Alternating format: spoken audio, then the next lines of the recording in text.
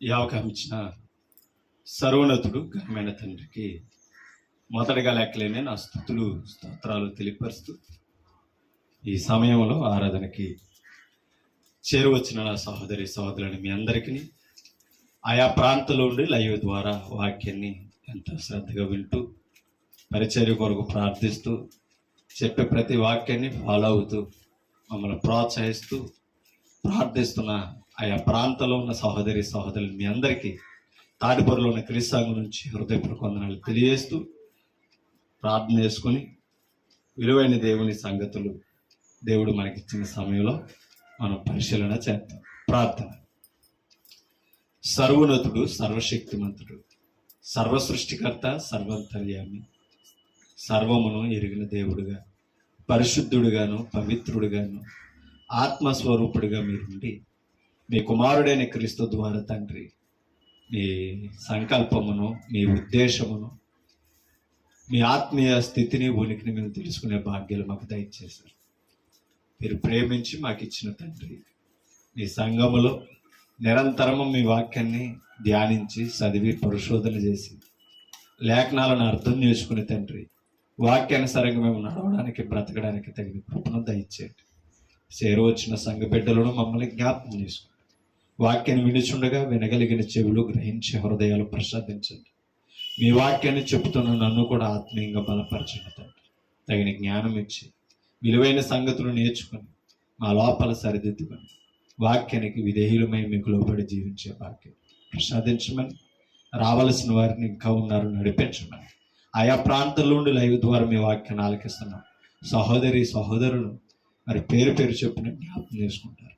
యేసుక్రీస్తు పరిశుద్ధ నామమును బట్టి ఈ ప్రార్థన సమర్పించి వేడుకుంటున్నాం మా కన్న తండ్రి, ఆమేన్. దేవుడు మనకిచ్చిన సమయంలో ఆయన మాటలను మనం పరిశీలన చేద్దాం. మరి ఈరోజు ఆయన సన్నిధిలో ఉండి మనం ఆయనను ఆరాధించుకుంటున్నామంటే కేవలం దేవుడు మనల్ని ప్రేమించి మనకిచ్చిన అవకాశం. ఎందరో ఆయనను ఆరాధించాలనుకున్నా ఆయనను గుర్తించలేని పరిస్థితిలో మనం చూస్తున్నాం. కానీ ఈరోజు మనం ఆయనను ఆరాధించడానికి, ఆయన ముందు ఉండడానికి కారణం ప్రభు అయిన యేసుక్రీస్తు వారు. ఎందుకు అంటే ఆయన ద్వారానే మనం ఈరోజు పరిశుద్ధులుగా సంఘంలో ఉన్నాం. కొన్ని మాటలను మనం పరిశీలన చేద్దాం. ఏప్రిల్కి రాసిన పత్రిక, హెబ్రీ పత్రిక 9:12 మనం చదువుతాం. ఏప్రిల్కి రాసిన పత్రిక 9:12. మేకల యొక్కయు కోడెల యొక్కయు రక్తముతో కాక, అంటే పాత నిబంధన అంతా కూడా జంతు బలుల రక్తముతోనే శుద్ధి అయ్యింది మానవ పాపాలు. ఇప్పుడు అంటున్నాడు క్రొత్త నిబంధన ప్రధాన యాజకుడైన క్రీస్తును ఉద్దేశించి పరిశుద్ధులకి తెలియపరుస్తున్న మాటలు ఇవి. ఏమైనానంటే కోడెల యొక్కయు మేకల యొక్కయు కోడెల యొక్కయు రక్తముతో కాక తన స్వరక్తముతో ఒక్కసారి పరిశుద్ధ స్థలంలో ప్రవేశించాడు యేసు ప్రభు.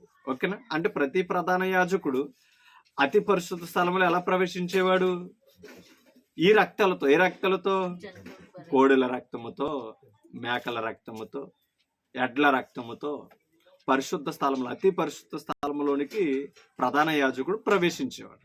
ఓకేనండి? ఈ ప్రధాన యాజకుడు అతి పరిశుద్ధ స్థలంలో ధర్మశాస్త్ర ప్రకారంగా మానవులందరి పాపాన్ని విమోచించడానికి ఏం చేసేవారంటే బలులు అర్పించేవారు. ఆ బలులు ఏంటో పాత నిబంధన ద్వారా మన అందరికీ తెలుసు.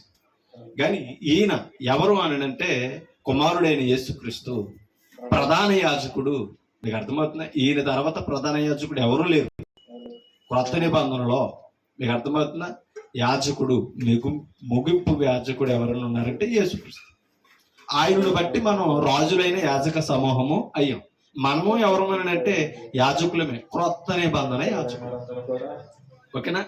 పాత నిబంధన యాజకుల్లాగా నిర్జీవమైన రక్తాన్ని తెచ్చి ఆత్మలను శుద్ధి చేసే అవకాశం లేదు. ఓకేనండి? అందుకే ఇక్కడ మాట్లాడుతున్నాడు తన స్వరక్తముతో ఒక్కసారి అమ్మా ఒక్కసారి పరిశుద్ధ స్థలంలో ప్రవేశించాడని మాట్లాడుతాం. ఒకసారి 14 వచనం చదువుతాం. నిత్యుడగు ఆత్మ ద్వారా తన్ను తాను దేవునికి నిర్దోషినిగా అర్పించుకున్నాడట. ఎవరో? యేసుక్రీస్తు. తన్ను తాను ఎలా అర్పించుకున్నాడట? నిర్దోషినిగా. అంటే జంతు బలు రక్తంలో దోషం ఉండొచ్చు, ఎందుకంటే మనుషులు పాపాలు తీసివేయడానికి ఆఖరికి మనం చదువుతున్నాం. ఏమని చదువుతున్నామని అంటే, పాత నిబంధనలో చదువుతున్నప్పుడు మీరు నన్ను అవమానపరిచారు, నన్ను హేళన చేశారు, నేను తండ్రిని అయితే నాకు భయపడతలేదు, నేను యజమానుడు అయితే నాకు లోబడతలేదని మలాకీ గ్రంథంలో ఆ యాజకులతో తండ్రి అనే దేవుడు మాట్లాడతాడు. ఎందుకు అంటే ఆయన దగ్గరికి పరిశుద్ధమైనవి పట్టుకు రావాలి బలికి. ఓకేనండి?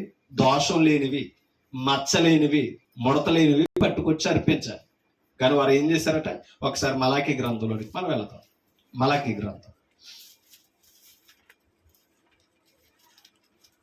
గ్రంథంలో కొన్ని మాటలను మనం చదువుతాం. తీసారా? మొదటి అధ్యాయము మలాకీ గ్రంథం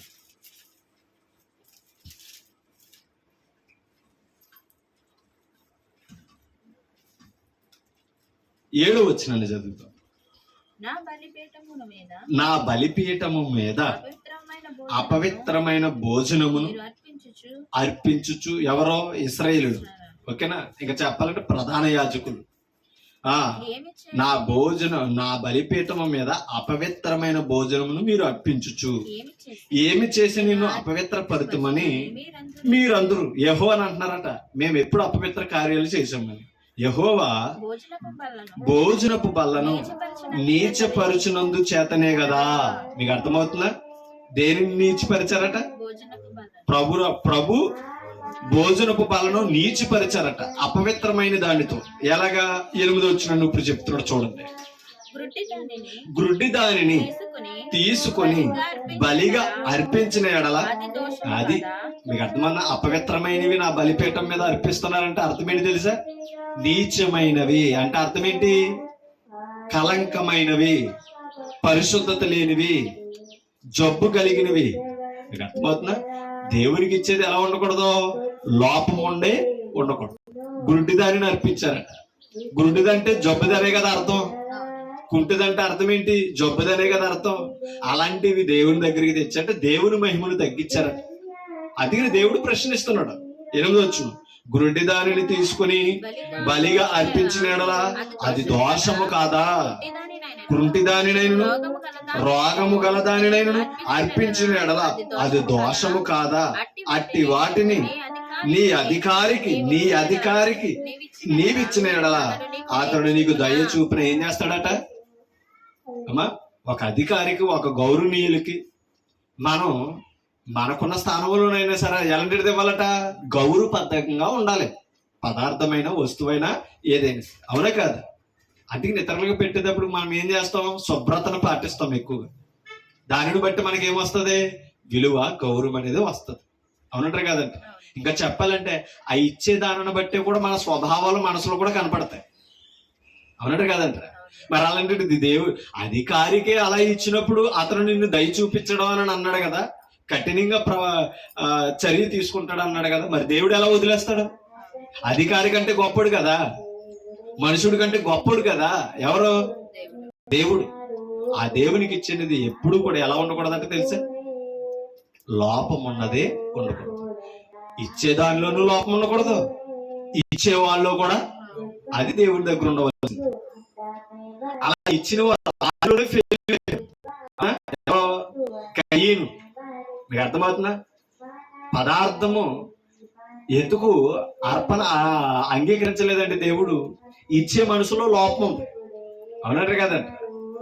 మనుషులు లోపం ఉంది కనుక అర్పణలో ఏం చేయలేదు, అయినా లక్ష్య పెట్ట.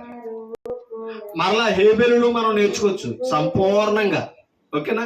మడత గాని, అపవిత్రత గాని, దేవుణ్ణి మహిమను తగ్గించే విధంగా గాని అర్పణ ఆయనకి ఇవ్వాల.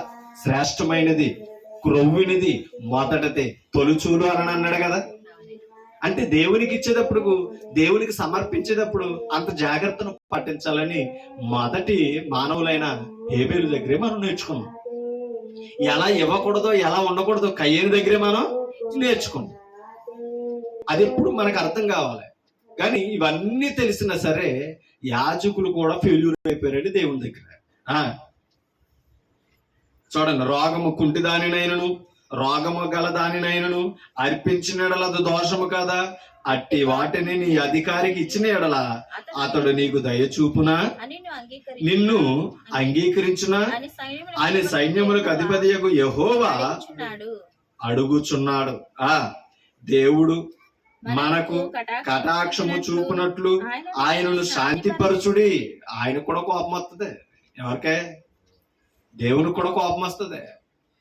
శాంతిపరచాలంటే ఏం చేయాలి? చేసిన తప్పును దిద్దుకోవాలి.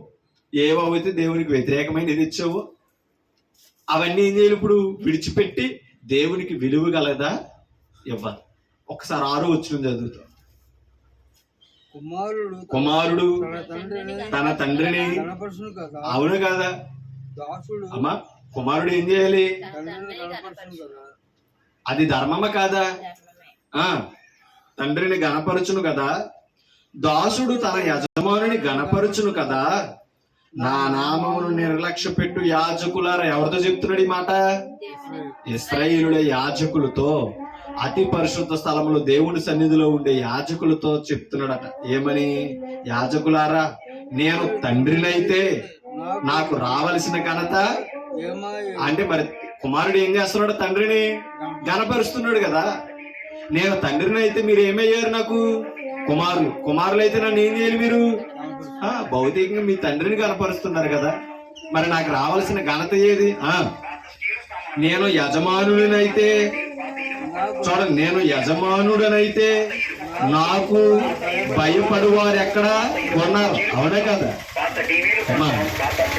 యజమానుడికి ఏమవ్వాలట? భయపడాలి. ఎవరు భయపడతారు? యజమానుడికి ఎవరు భయపడతారో? దాసుడు, సేవకుడు, పనివాడు భయపడతారు. మరి ఇక్కడ ఉన్న ప్రధాన యాజకుడు ఎవరు? అమ్మా, ఇక్కడ ఉన్న ప్రధాన యాజకుడు ఎవరు? కాదండి. పాత నిబంధనలో యాజకత్వం చేసి మనుషులు దేవుడు ఏర్పరచుకున్న లేవి గోత్రంలో ఏర్పరచుకున్నవారు. ఓకేనా? ఇక్కడున్న ప్రధాన యాజకుడు ఎవరి స్థానంలో ఉన్నాడట? దేవుని పనివాడి స్థానంలో. కాబట్టి దాసుడు స్థానంలో ఉన్నాడు. నేను యజమానుడు అయితే నాకు చెందవలసిన ఘనత ఏది? అవునా? నా తండ్రిని అయితే ఏం చేయాలి? నన్ను గణపరచాలి. మీరు దాసులైతే నేను యజమానుడు అయితే ఏం చేయాలి? నాకు భయపడాలి. దేవుడు అంటే భయం ఉంటే అర్థమవుతుందా? లోపం ఉన్న మనస్తత్వం దేవుని దగ్గర రాదు. అది ఎప్పుడు నేర్చుకో. ఓకేనా? అందుకనే నేను యజమానుడిని అయితే నాకు భయపడువారు ఎక్కడున్నాడు అని సైన్యములకు అధిపతి యెహోవా మిమ్మును అడుగగా ఏమి చేసి నీ నామమును నిర్లక్ష్య పెట్టితమని మీరందరూ. అదే కదా చదువు 7-8 వచనాల్లో. కుంటి వాటిని, గుడ్డి వాటిని, రోగము గల దానిని, జబ్బు కలిగిన దానిని దేవుని దగ్గరికి తెచ్చి ఆయన నామాన్ని ఏం చేశారట? నిర్లక్ష్య పెట్టి అవమానపరిచి అపవిత్రపరిచారు. ఎవరో? పాత నిబంధన ఇశ్రాయేలులే యాజకులు. ఓకేనా? ఇప్పుడు మనం ఎబ్రీ పత్రికలో చదువు. క్రీస్తు అయితే నిర్దోషమైన వానిగా, అదేనా? చదువుతాం చూడండి. 9వ అధ్యాయము హెబ్రీ పత్రిక 14 వచనం. నిత్యుడగు ఆత్మ ద్వారా తాను దేవునికి ఎలా అర్పించుకున్నాడట? అంటే క్రీస్తులో ఏమి లేదు? దోషం లేదు. మీకు అర్థమవుతుందా? అందుకనే ఈయనను సిలువ వేయమని ఇశ్రాయేలులు కేకలేసిన పిలాతు ఏమన్నాడు? రోమా గవర్నర్, ఈయన యందు నాకు ఏ దోషమునో. ఎంత అద్భుతమైన పదం అండి. ఒక అన్యుడండి, రోమా చక్రవర్తి, ఆయన కూడా స్టేట్మెంట్ ఇచ్చాడు. ఎవరికే? యేసుక్రీస్తు అయిన దేవునికి. ఏమని? ఈయన యందు ఏ దోషమును నాకు కనపడ. మరలా ఈయనను అప్పగించి తీర్పులో మీకు అర్థమైంది. ఈయనకి జడ్జిమెంట్ చేసే సమయంలో కూడా తెల్లవారుజాముని పిలాతు భార్య కూడా కళ్ళొచ్చింది. అవునా కదా? ఏమని? ఆ నీతిమంతుని జోలికి పోవద్దు. సామాన్యుడు కాదండి యేసుక్రీస్తు. అలా నిర్దోషినిగా తాను దేవునిగా అర్పించుకున్నాడట. ఎవరో? యేసుక్రీస్తు పరిశుద్ధాత్మ ద్వారా. ఇప్పుడు ఆయన రక్తంలో కడగబడి పరిశుద్ధాత్మను పొందిన మనము కూడా దేవునికి ఎలా అప్పగించుకోవాలో తెలుసా? దేవునికి ఎలా అప్పగించుకోవాలంట? నిర్దోషులుగా అప్పగించుకోవాలంట. ఒక మాట మీకు చూపిస్తాను చూడండి.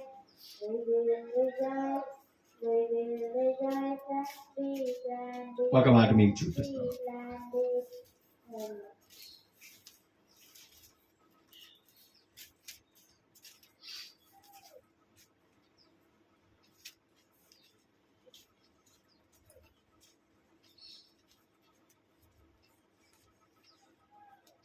ఒకసారి 1 పేతురు పత్రిక 4వ వచనం.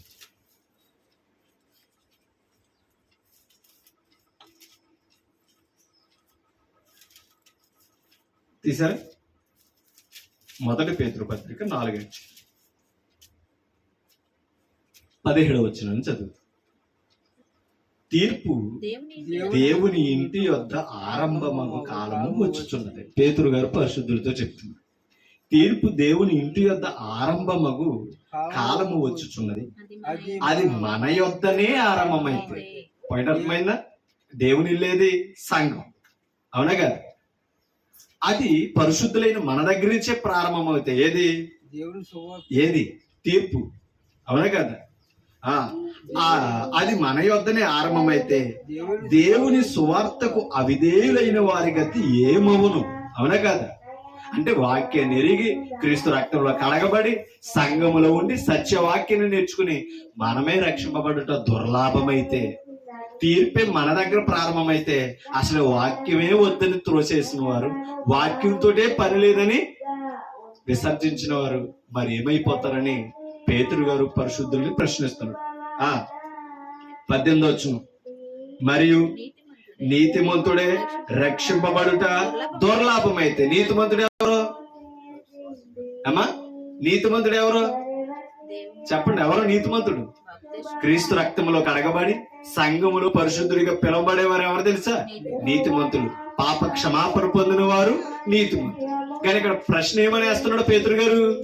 అటువంటి నీతిమంతుడే రక్షింపబడుట దుర్లాభమైతే భక్తిహీనుడును పాపియు ఎక్కడ నిలుతురు? వారి గతి ఏంటి అసలు తీర్పులో? నీతిమంతుడే రక్షింపబడుట దుర్లాభం అయితే అంటే అర్థం ఏంటి? న్యాయబద్ధంగా రక్షణే లేకపోతే నీతిమంతుడికి అసలే అవిశ్వాసి పాపి అసలు ఏ స్థానంలో ఉంటారు? అదే చెప్తున్నాడు పరిశుద్ధులతో. ఇవాళ సంఘములు నేర్చుకోవాల్సిన విషయాలు మనకు అవే. కాబట్టి మన స్థానం ఏంటి? ప్రభు మనకి ఇచ్చిన స్థానం ఏంటి మనం గుర్తించాలి. ప్రభు మనకి ఇచ్చిన స్థానంలో మన ప్రవర్తన ఏంటి, మనం ఎలా ఉంటున్నాం, వాక్యం మన జీవితంలో ఏ కార్యం చేస్తుందని గుర్తించి గమనించుకోకపోతే నష్టపోతామని పేతురు గారు పరిశుద్ధులైన ఆనాడు ఆ పత్రికలో ఆ సంఘములో ఉన్న వారితో చెప్తున్నాడు. ఈనాడు ఆ పత్రికను చదువుతున్న మనకు కూడా హెచ్చరిక అవుతుంది. కాబట్టి దేవుని చిత్త ప్రకారము బాధపడువారు. ఓకేనా? మన బాధ కూడా ఎవరి చిత్తమై ఉండాలట? దేవుని చిత్తం ఏంటి? సువార్తను ప్రకటించినప్పుడు హింసలు వస్తాయి, కష్టాలు వస్తాయి, అవమానాలు వస్తాయి. ఆ విధంగా బాధపడాలి. మీకు అర్థమవుతుందా? మనం వాక్యం ఎరిగి పరిశుద్ధులుగా పిలువబడి మన ప్రవర్తన మీద ఎవరైనా నిందేశారనుకున్న లోకంలో మన చెడు కార్యాలు చేస్తూ మనల్ని అవమానపరుస్తారు అనుకో, ఆ బాధ దేవునికి హితమైనది కాదు, అవమానకరమైనది.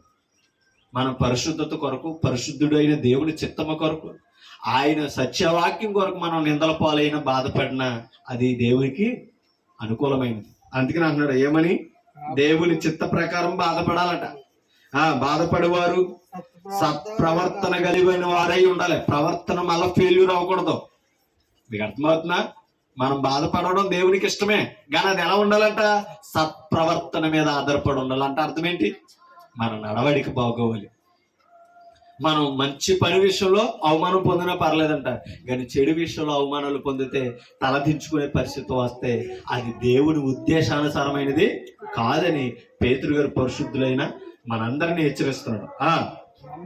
సత్ప్రవర్తన గలవారై నమ్మకమైన సృష్టికర్తకు తమ ఆత్మలను అప్పగించుకొనవలెను. ఆత్మలను ఎలా అప్పగించుకోవాలట చెప్పండి అమ్మా? నమ్మకమైన సృష్టికర్తకు తమ ఆత్మలను అప్పగించు. మన ఆత్మలను ఎవరికి అప్పగించాలి? ఎలా అప్పగించాలి అమ్మా? సత్ప్రవర్తన కలిగి అర్పించాలి. ఓకేనా? నమ్మకమైన వానికి మన ఆత్మలను అప్పగించాలి తప్పకని నమ్మకాన్ని కోల్పోయే ఆత్మలను అప్పగించాలి. ఒక మాట మీకు చూపిస్తాను చూడండి. ఇందాక మనం చదువు కదా హెబ్రీ పత్రిక 9:14 ఒక్క వచనాన్ని చదువు. 9:14 నిత్యుడగు ఆత్మ ద్వారా తాను దేవునికి నిర్దోషినిగా అర్పించుకొనిన క్రీస్తు ఎలా అర్పించుకున్నాడట? నిర్దోషినిగా అర్పించుకొనిన క్రీస్తు యొక్క రక్తము నిర్జీవ క్రియలను విడిచి. ఏ క్రియలట అంటే? అపవిత్రమైన క్రియలు. అంతేనా? దేవునికి వ్యతిరేకమైన క్రియలు. కాబట్టి నిర్జీవ క్రియలను విడిచి జీవము గల దేవుని సేవించాలట. ఓకేనా? ప్రభువులో క్రీస్తు రక్తంలో కడగబడిన వారు నిర్జీవ క్రియలు విడిచి జీవము గల దేవుని ఏం చేయాలట? సేవించుటకు మీ మనసాక్షిని ఎంతో ఎక్కువగా శుద్ధి చేయండి. ఎవరి రక్తం? క్రీస్తు రక్తం. అందుకనే క్రీస్తు రక్తంలో కడగబడిన మేము క్రీస్తు రక్తములోనే జీవించాలి. అర్థమైందా? క్రీస్తు రక్తం ఎక్కడున్నదే అమ్మా? క్రీస్తు రక్తం ఎక్కడున్నదే అమ్మా? క్రీస్తు రక్తం ఎక్కడున్నదే? క్రీస్తు రక్తం ఏది అమ్మా? చూద్దామా క్రీస్తు రక్తం ఏదో? మత్తయి సువార్త 26వ అధ్యాయం క్రీస్తు రక్తం ఏదో చెప్తున్నాడు చూడండి. అక్కడ మత్తయి సువార్త 26వ అధ్యాయం 26 నుంచి మనం చదువుతాం.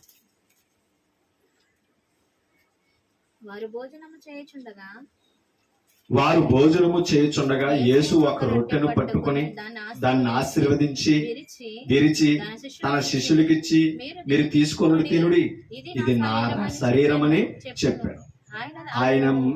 మరియు ఆయన గిన్నె పట్టుకొని కృతజ్ఞతాస్తుతులు చెల్లించి వారికి ఇచ్చి, దీనిలోనిది మీరందరూ త్రాగుడి, ఇది నా రక్తం. ఏది? ఆయన గిన్నె పట్టుకున్న ద్రాక్షరసాన్ని ఏమన్నాడు? నా రక్తానికి సాదృశ్యం. ఇది నా రక్తము, మీరందరూ దీనిలోనిది త్రాగుడి, ఇది నా రక్తము. అనగా పాప క్షమాపణ కొరకు. చూడండి, అనగా పాప క్షమాపణ నిమిత్తము అనేకుల కొరకు చిందింపబడుచున్న నిబంధన రక్తము. ఆయన రక్తానికి గుర్తేది అమ్మా? నిబంధన రక్తన గుర్తు. ఓకే? ఏ నిబంధన అంటే అది? క్రొత్త నిబంధన. ఎవరి రక్తం? క్రీస్తు రక్తము క్రొత్త నిబంధన. మరి పాత నిబంధన జంతు బలి రక్తాలు. ఓకేనా? అందులో అయినా అపవిత్రం ఉన్నది కానీ క్రీస్తు రక్తంలో లేదు. అందుకనే నిర్దోషుడు. మీకు అర్థమైంది? నిర్దోషమైన రక్తము చేత మనం విమోచింపబడ్డాం. నిష్కలంకమైన రక్తము చేత విమోచింపబడ్డాం. సామాన్యమైన రక్తం కాదు, మనల్ని శుద్ధి చేసిన రక్తం. అర్థమైందా? అందుకని ఈ మాటలు చెప్తున్నాడు. నా రక్తము వలనైనా క్రొత్త నిబంధన. ఏది? ఏది? క్రీస్తు రక్తము ఏదట? క్రొత్త నిబంధన. అంటే ఇప్పుడు పాత నిబంధనను అనుసరించమంటే ఎవరి రక్తంలో లేము? క్రీస్తు రక్తంలో లేమంటే మనకేమి లేదు? విమోచన లేదు. దేని నుండి విమోచన లేదు? పాపము నుండి విమోచన, విడుదల లేని వారిగా ఉన్నాం. కానీ ఎవరిగా పిలువబడుతున్నాం మనం? క్రైస్తువులు అని, క్రీస్తువుకు చెందిన వారమని పిలువబడుతున్నాం. అది ప్రభుకు అనుకూలమైనది. మనం క్రైస్తవులో అవుతున్నామంటే క్రీస్తు రక్తములో కనబడితే. అవునండి కదా? క్రీస్తు రక్తమును బట్టి మనం ఏమవుతున్నాం?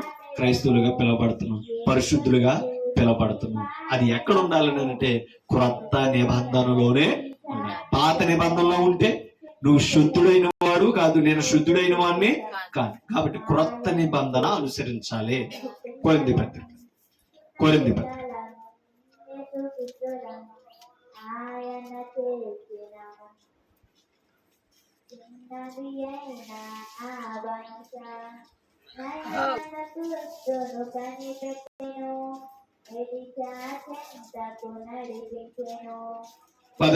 మొదలు కొరింథీ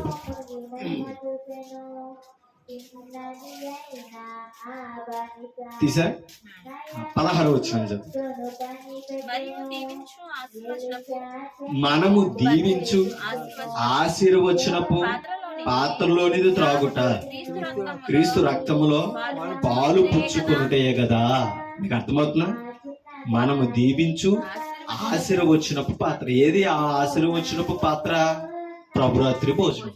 ఓకేనా? మనము దీవించు ఆశీర్వచనపు పాత్ర. ఆశీర్వచనపు అన్న అక్కడ పుట్టంకేసుడు చూడండి, గిన్నె, ఆ గిన్నె ఏది? ఆయన రక్తానికి సాదృశ్యమైన ద్రాక్షరాశ్యమైన గిన్నె. ఓకేనా? ఆశీర్వచనపు పాత్రలోనిది అన్న అక్కడ పుట్టంకిచ్చాడు చూడండి. లేక మనము స్తుతించు స్తుతి పాత్రలోనిది. మనం స్తుతించేది ఏది? మనం స్తుతించేది ఎవరిని? క్రీస్తుని. మీకు అర్థమవుతుందా? క్రొత్త నిబంధన ప్రకారం మనం ఆరాధించేది ఎవరిని? క్రీస్తుని. ఓకేనా? మనం స్తుతించు స్తుతి పాత్రలోనిది త్రాగుట క్రీస్తు రక్తములో పాలు పుచ్చుకొనుటయే కదా. కాబట్టి ఈ పాత్రలో పాలు పుచ్చుకుంటున్న వారు ఎవరిని స్తుతించాలి? దేవుని స్తుతించాలి. ఆ దేవుడు ఎవరో? యేసుక్రీస్తు. పాయింట్ అర్థమవుతుందా? యేసుక్రీస్తుని స్తుతించాలి. స్తుతి వచ్చినప్పుడు పాత్ర ఇది. కానీ మనకు అర్థమవుతుంది తెలియదు. యేసును స్తుతించకూడదు, యేసును ఆరాధించకూడదు, యేసు ఆరాధనకు పాత్రుడు కాదని ఏవేవో మనకు తోచిన మాటలు మాట్లాడుతున్నాం. కాబట్టి మనం అర్థం చేసుకోవాలి, యేసుక్రీస్తు పరలోకంలో నివాసి, యేసుక్రీస్తు దేవత్వము కలిగిన వాడు, తండ్రితో సమానుడు, పరలోకంలో ఉండుటకు అర్హుడు. కాబట్టి తండ్రి కోసం తగ్గించుకొని వచ్చాడు. తండ్రి చిత్తం నెరవేర్చడం కొరకు ఆయన పరలోకాన్ని విడిచిపెట్టి మానవ దేహాన్ని ధరించాడు. అందుకు మనం ఇవాళ క్రైస్తవులకు చాలా చులకనగా యేసు ప్రభు కొంతమందికి కనపడుతున్నారు. కాబట్టి ఆయన ఈ లోకానికి వచ్చినప్పుడు మనుషుడు దేవుని కార్యం నెరవేర్చడం కొరకు ఆయన జీవించిన జీవితంలో మానవుడిగా బ్రతికాడు. కానీ ఆయన మానవుడు కాదు, మానవ దేహంలో ప్రవేశించాడు అంతే. ఆయన దేవుడు. మళ్ళా ఆయన స్థానానికి వెళ్ళారు, పరలోకంలో ఉన్నారు, ఆరాధనలో పాలు పంపులు పొందుతున్నారు. ఇది మనం గుర్తించాలి. అందుకనే మనము దీవించు ఆశీర్వచనపు పాత్రలోని త్రాగుట క్రీస్తు రక్తములో పాలు పుచ్చుకున్నదే కదా. మనం విరిచి రొట్టు తినుట క్రీస్తు శరీరంలో పాలు పుచ్చుకున్నటయే కదా. కాబట్టి మనం అందరం ఏం చేయాలి? క్రొత్త నిబంధన పస్కాను భుజించాలి, ఆచరించాలి. ఇది క్రొత్త నిబంధన చట్టం. అర్థమవుతుందా? కాబట్టి ఇది క్రొత్త నిబంధన. ఇది క్రొత్త నిబంధన ప్రకారంగా మనం చేయాలి. అప్పుడే మనకేముంది? విమోచన, విడుదల ఉంది. లేకపోతే ఏమి లేదు, విమోచన లేదు, విడుదల లేదు. ఒక మాట మీకు చూపిస్తాను. 2 కొరింథీ పత్రిక 5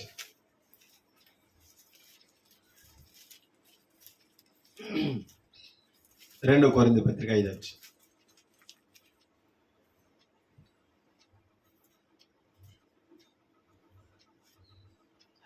తీసారా?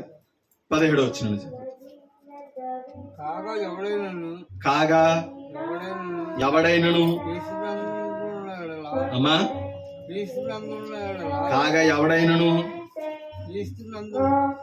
క్షమించండి 3 అధ్యాయం. నేను 5వ అధ్యాయం చెప్పాను కదా. 3 అధ్యాయం 17 వచ్చు. ప్రభువే ఆత్మ. ప్రభు యొక్క ఆత్మ ఎక్కడున్నో అక్కడ స్వతంత్రమును. ఓకేనా?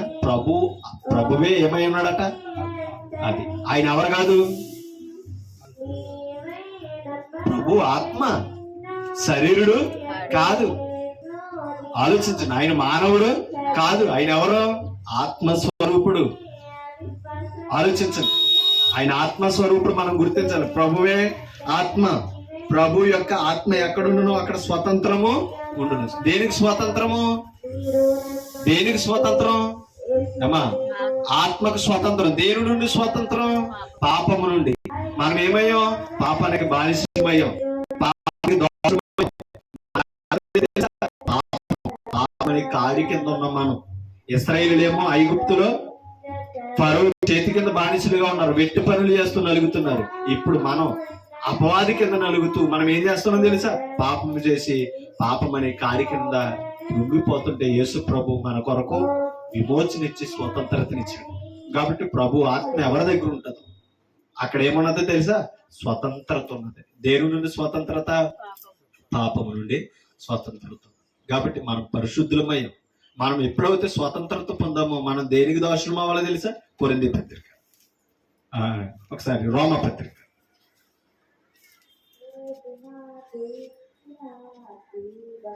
ప్రతిరోజు మాట్లాడు 6వ వచనం. యేసు నాకు ఇచ్చిన జీవగంధము ప్రతిరోజు తీసారా? మాట్లాడు ఒకసారి 6వ అధ్యాయం రోమపత్రిక 17 వచనం చదువు. మీరు పాపమునకు దాసులై మీరు పాపమునకు దాసులై ఉంటిరి కానీ గాని ఏ ఉపదేశ క్రమమునకు మీరు అప్పగింపబడితురు దానికి హృదయపూర్వకంగా లోబడిన వారై పాపము నుండి విమోచింపబడితిరి బడి నీతికి దాసులైతిరి. ఇందుకు దేవునికి స్తోత్రం. ఓకేనా? మనం దేనికి దాసులమై ఉన్నట? పాపానికి దాసులమై. పాపనికిలో పాపమే మనల్ని ఏం చేస్తుంది తెలుసా? ఏళతుంది. పాపానికి ఎప్పుడైతే దోషమయమో మన శరీరం ఎలా ఉన్నదో చెప్తున్నాడు 12వ వచనం. కాబట్టి శరీర దురాశలకు లోబడినట్లుగా చావునకు లోనైనా మీ శరీరమందు పాపమును ఏలనీయుడు. మన శరీరం అందు ఏది వెళ్తుందట? పాపమే వెళ్తుంది. మరియు మీ అవయవములను దుర్నీతి సాధనములుగా పాపమునకు అంటే అప్పగించాం. అందుకనే పాపానికి మనం ఏమయ్యాం? దోషమయ్యాం. ఇప్పుడు ప్రభువులో ఉన్నవాడు ఏం చేయాలట? అమ్మా, దుర్నీతి సాధనాలుగా మనం ఏం చేయకూడదట? మన అవయవాలను పాపానికి దోషులుగా దుర్నీతి సాధనాలుగా అప్పగించకూడదు. మన శరీరంలో ఏమి ఆనకూడదు? పాపమే ఆనకూడదు. ఎందుకని? ఒకసారి ఒక వచనం చూపిస్తాను. 3వ వచనం. క్రీస్తు యేసులోనికి బాప్తిస్మం పొందిన మనమందరము ఆయన మరణములోనికి బాప్తిస్మం పొందితమని మీరు ఎరుగురా. ఓకేనా? బాప్తిస్మం పొందిన మనం అందరం ఏమయ్యాం? ఆయన మరణంలోనికి సాదృశ్యత పొందాం. మనం కూడా పాపం విషయమే చనిపోయామని చెప్తున్నాడు. 4వ వచనం. కాబట్టి తండ్రి మహిమ వలన క్రీస్తు మృతులలో నుండి ఎలాగూ లేపబడెనో అలాగే మనమును నూతన జీవం పొందిన వారమై నడుచుకున్నట్లు మనము బాప్తిస్మం వలన మరణములో పాలు పొందుటకై ఆయనతో కూడా పాతి పెట్టబడ్డాం. ఓకేనా? బాప్తిస్మంలో నీటిలో ఏమయ్యామంట? పాతి పెట్టబడ్డాం. ఆయన మరణంలో సాదృశ్యం పొందడానికి. 5వ వచనం. మరియు ఆయన మరణము యొక్క సాదృశ్యమందు ఆయనతో ఐక్యము గలవారమైన ఎడల ఆయన పునరుత్థానము యొక్క సాదృశ్యమందును ఆయనతో ఐక్యము గలవారమై ఉంది. ఆయన మరణంలో ఐక్యత ఉన్న వాడికే ఆయన పునరుత్థానంలో ఏముందట? ఐక్యత, సాదృశ్యం. దానికి సాదృశ్యమే బాప్తిస్మం. పాయింట్ అర్థమవుతుందా? ఒక మాట అక్కడ మీకు చూపిస్తాను చూడండి. ఒకసారి 7వ వచనం చదువుతాం. చనిపోయిన వాడు పాప విముక్తుడని. అది ఎలా చనిపోయిన వాడు? బాప్తిస్మములో క్రీస్తు నామములో చనిపోయిన వాడు ఎవరట? పాప విముక్తుడు. ఓకేనా? చనిపోవాలంటే ఏం చేయాలి ఇప్పుడు? అమ్మా, పాయిజన్ తాగడం కాదు, ఊరేసుకోవడం కాదు. మన పాప విషయమే చనిపోవాలంటే ఏం చేయాలి? చెప్పలే. బాప్తిస్మం పొందాలి, క్రీస్తు రక్తంలో కడగబడాలి. అవునా కాదా? అప్పుడు పాప విముక్తుడని తీర్పు పొందుతున్నామంట. మనము క్రీస్తుతో కూడా చనిపోయిన ఎడల మృతులలో నుండి లేపిన క్రీస్తు ఎకను చనిపోడని మరణమునకు ఎకను ఆయన మీద ప్రభుత్వము లేదని ఎరిగి ఆయనతో కూడా జీవింతుమని నమ్ముచున్నాము. ఆయనలో ఉన్నవాడు కూడా మరణం మీద అధికారం లేదు. పైన అర్థమవుతుందా? మనము కూడా పాప విముక్తులుగా పిలువబడుతున్నాం. మనం కూడా ఏమవుతున్నామంట? మృతులలో నుండి జీవిస్తున్నాం. అది ఎప్పుడు కూడా మనం అర్థం చేసుకో. ఓకేనా? అందుకనే మన అవయవాలను ఏం చేయాలట? ఒక విషయం మీకు చూపిస్తాను చూడండి. 19 వచనం. మీ శరీర బలహీనతను బట్టి మనుష్య రీతిగా మాట్లాడుచున్నాను. ఎలా అనగా అక్రమము చేయుటకై అపవిత్రతకును అక్రమమునకును మీ అవయవములను దోషులుగా ఎలాగో అప్పగించితురో. ఎప్పుడు? బాప్తిస్మం పొందక ముందు. అంతేనా? అక్రమమునకు అపవిత్రతకే మన అవయవాలను దోషులుగా ఎలాగ అప్పగించుతామో అలాగే పరిశుద్ధత కలుగుటకై ఇప్పుడు మీ అవయవములను నీతికి దోషులుగా అప్పగించుడి. దేనికి దోషులుగా అప్పగించాలట? నీతికి దోషులుగా అప్పగించాలట. అప్పగించుడి.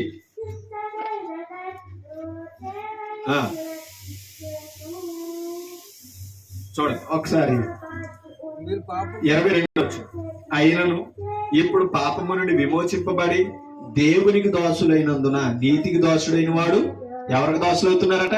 దేవునికి దోషుడు. దేవునికి దోషుడైన వాడు ఎలా ఉండాలంట? పరిశుద్ధత కలిగి ఉండాలి. పరిశుద్ధత కలిగి ఉంటే నీకు ఫలము మీకు ఫలము, దాని అంతము. నిత్యజీవం. దేని అంతం?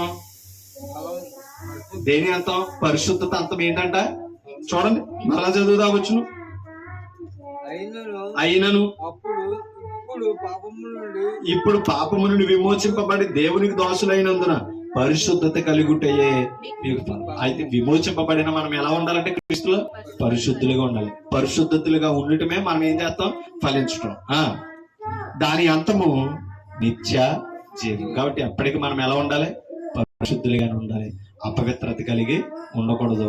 మనం ఎప్పుడు నీతికి దోషులుగా ఉండాలి. అలా ఉన్నప్పుడే మనం ఏమవుతున్నాం? అలా ఉన్నప్పుడే మనం ఏమవుతున్నాం? విమోచింపబడుతున్నాం. అలా ఉన్నప్పుడే మనం ఏమవుతున్నాం? దేవునికి దోషులుగా ఉంటున్నాం. అది ఎప్పుడు కూడా మనం అర్థం చేసుకోవాలని ఆయన ఈ మాటలో చెప్తున్నాడు. అందుకని ఇందాక మనం చదువు, ప్రభువే ఆత్మ. ప్రభు యొక్క ఆత్మ ఎక్కడున్నో అక్కడ స్వతంత్రం ఉండును అని అన్నాడు. ఓకేనా? కాబట్టి మన యోహాను సువార్త 4:24 వచ్చినప్పుడు చదివినప్పుడు కూడా ఒక మాట మనకు కనబడింది. దేవుడు ఆత్మ గనుక ఆయనను ఆరాధించేవారు ఆత్మతో సత్యముతో ఆరాధించాలి. అక్కడ తండ్రి దేవుడు కాదు. ఇక్కడ అర్థం, తండ్రి దేవుడు, కుమారుడు దేవుడు. జ్ఞాపకం ఉంచుకో. ఓకేనా? తండ్రిని ఆరాధించేవారు అట్టు వారు కావాలని అని చెప్పాడు. 24 వచ్చిన ఏమన్నాడు? దేవుడు ఆత్మ గనుక ఆయనను ఆరాధించేవారు ఆత్మతో సత్యం. ఇప్పుడు ప్రభు ఆత్మ, దేవుడే కాదు ఈయన కూడా ఏం చేయాలి? ఆత్మతో సత్యముతో ఆరాధించాలి. సంఘములో ఆరాధనకి తండ్రి, కుమారుడు, పరిశుద్ధాత్ముడు ఏకీవిస్తున్నారు, భాగమై ఉన్నారు. దీనిని కాదనడానికి మనం సరిపోం. పరిశుద్ధత కలిగి ఉందాం. క్రీస్తు రక్తము ద్వారా విమోచింపబడదాం. పరిశుద్ధమైన బలులే దేవునికి అర్పిద్దాం. సజీవ యాగముగా అర్పించబడాలి. మన అవయవాలని దుర్నీతి సాధనలుగా కాదు, నీతికి సాధనలుగా ఉండాలి. పరిశుద్ధత కలిగితే మన ఫలము, దాని అంతము నిత్య జీవం. నిత్య జీవం పొందుతూ యోగ్యులుగా ఉండాలని నేను హెచ్చరించుకున్నాను. మిమ్మల్ని హెచ్చరిస్తాం. ఓపిక మీ అందరికి క్రీస్తున్నామని హృదయపూర్వక వందనాలు తెలియజేస్తే మాటలతో ముగిస్తాం. Thank you.